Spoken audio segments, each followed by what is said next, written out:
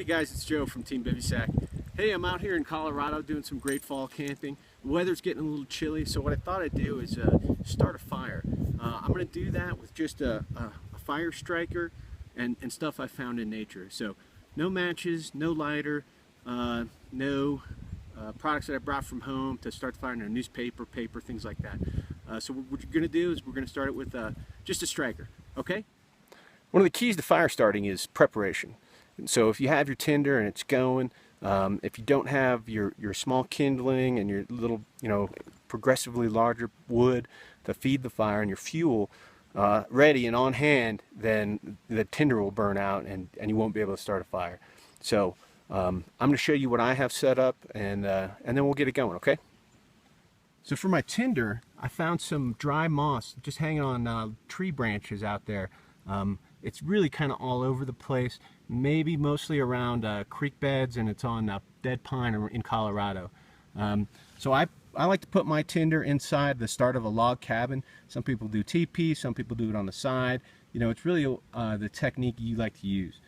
But you can see I also have my kindling, just dried pine branches, really less than pencil thin, ready to go. And then I got my larger sticks ready to go as well. So once that tinder gets going, I can add fuel to it, and then the log cabin will cut down on the wind that'll put out the spark, and it'll also add additional fuel once everything's going. Okay? All right, let's see if we can do this.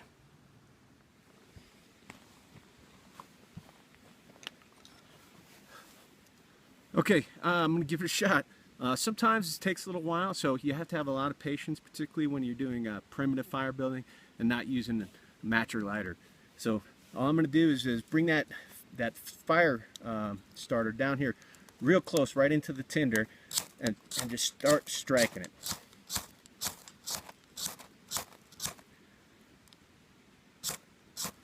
Well, we had a little bit of flame there. Let's see if it'll keep going.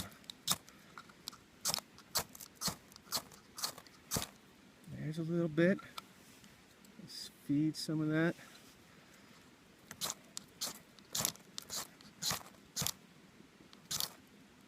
There's something.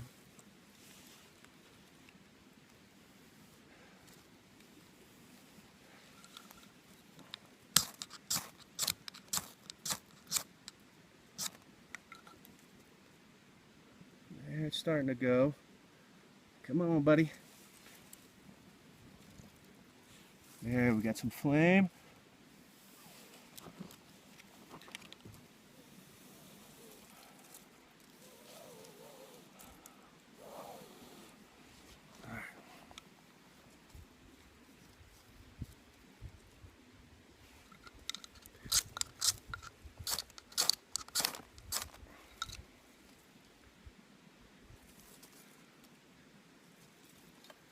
Get that little kindling in there. Oh, I think we're in business.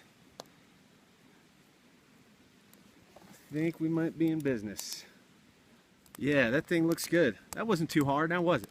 You want to feed the fire, provide it with fuel, but you don't want to smother it either. That's why I like the log cabin, because it still lets air get in there, but it allows the flame to touch all the little kindling. You can just kind of stack it in there without smothering the fire. Yeah, that kindling's starting to take now.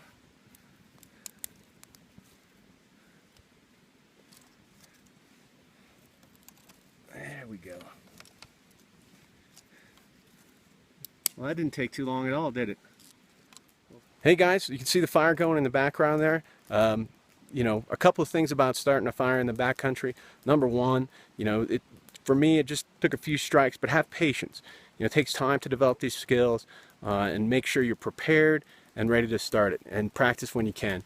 The second thing, and probably most importantly, is make sure there's no fire restrictions or fire bans where you're going to be camping. We all have to be responsible in the backcountry, and the last thing any of us want to do is start a wildfire. Also, make sure you're close to a source of water. I'm right next to a creek, and I can completely drown this fire when it's time to get put out. And I will put that out before I go to bed, and I will never leave that fire unattended. Okay, so have a good time, practice your skills, and stay safe and be ready to put that fire out whenever you need to. Okay, thanks a lot. Hey, appreciate you checking us out on BivySak.com and on our YouTube page, Facebook, and Twitter. Thanks. Have a great one and get out there.